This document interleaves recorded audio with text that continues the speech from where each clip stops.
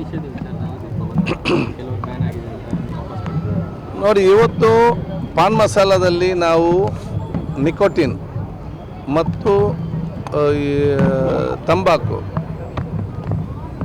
ಹಾಗೆ ಗುಡ್ಕ ಇದೆಲ್ಲ ಮಿಕ್ಸ್ ಮಾಡಿ ಬರುವಂಥ ಪ್ಯಾಕೆಟ್ಗಳನ್ನು ನಾವಿತ್ತು ನಿಷೇಧ ಮಾಡಿದ್ದೇವೆ.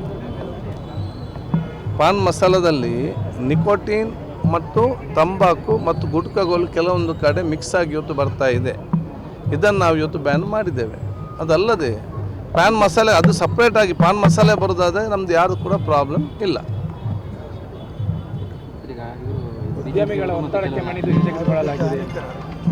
ಅಡಿಕೆಗೆ ಅಡಿಕೆ ಬೆಳೆಗಾರರಿಗೆ, ಅಡಿಕೆ ವ್ಯಾಪಾರಸ್ಥರಿಗೆ ಯಾವುದೂ ಕೂಡ ತೊಂದರೆ ಇದರಿಂದ ಆಗುವುದಿಲ್ಲ. ಹಿಂದೆ ನಾನು 2014ರಲ್ಲಿ ನಾನು ಗುಡ್ಕವನ್ನು ನಿಷೇಧ ಮಾಡಿದಾಗ ಇದೇ ರೀತಿ ಕೆಲವೊಂದು ವಿಚಾರ ಇತ್ತು. ಆಗ ನಾನು ಹೇಳಿದೆ ಅಡಿಕೆ ಬೆಲೆ ಜಾಸ್ತಿ ಆಗ್ತದೆ, ಕಡಿಮೆ ಆಗುವುದಿಲ್ಲ ಅಂತ ಹೇಳಿಕೊಂಡು. ಅದೇ ರೀತಿ ಅದರ ನಂತರ ಅಡಿಕೆ ಬೆಲೆ ಜಾಸ್ತಿ ಆಯಿತು. ಈಗ ಇದರಿಂದಾಗಿ ಅಡಿಕೆ ಬೆಲೆ ಜಾಸ್ತಿ ಆಗ್ತದ, ಅಡಿಕೆ ಬೆಲೆ ಕಡಿಮೆ ಆಗ್ತದ ಅಂತ ಹೇಳಿಕೊಂಡು ಕನಿಷ್ಠ 3 ತಿಂಗಳಾದರೂ ಕಾಯಬೇಕಲ್ಲ. ಶಿವಮೊಗ್ಗ ಸಂಸದ ರಾಘವೇಂದ್ರ ಹೇಳ್ತಾರೆ ಸಿಗರೇಟ್ ಲಾಬಿಗೆ ಸರ್ಕಾರ ಮಾಡಿದೆ. ಇವರು ನೋಡಿ, ಇವರು ನೋಡಿ, ರಾಜಕೀಯವಾಗಿ ನಾನು ಬಹುಶಃ ಇವತ್ತು ಆ ಮಾತಾಡಿ ಹೋಗುವುದಿಲ್ಲ.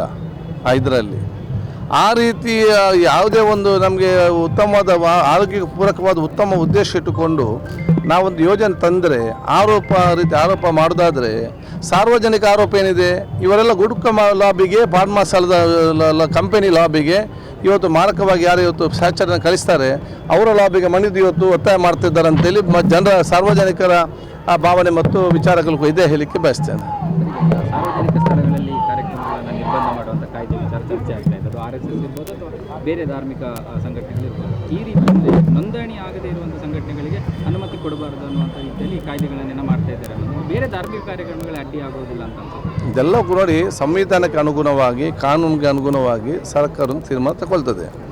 ಕಾಂಗ್ರೆಸ್ ಸರ್ಕಾರ, ಸನ್ಮಾನ್ಯ ಮುಖ್ಯಮಂತ್ರಿ DK ಶಿವಕುಮಾರ್ ಇರಲಿ, ಎಲ್ಲ ಸಚಿವ ಸಂಪುಟ ಸದಸ್ಯರಿರಲಿ, ಪ್ರತಿಪಕ್ಷದ ನಾಯಕ, ನಾವೆಲ್ಲ ಚರ್ಚೆ ಮಾಡಿಕೊಂಡು ಜನರಿಗೆ ಯಾವುದೇ ತೊಂದರೆ ಆಗದ ರೀತಿಯಲ್ಲಿ ಬಹುಶಃ ನಾವು ತಗೊಳ್ಳುವಂಥದ್ದು. ಸುದ್ದಿ ಚಾನಲ್, ಕ್ಷಣ ಕ್ಷಣದ ಸುದ್ದಿಗಾಗಿ.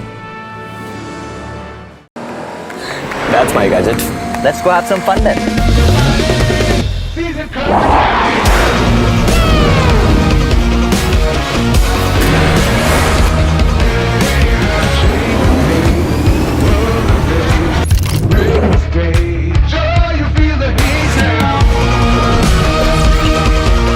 Introducing the hot and techy Brezza SCNG. Cool new SCNG tech for a cool new generation.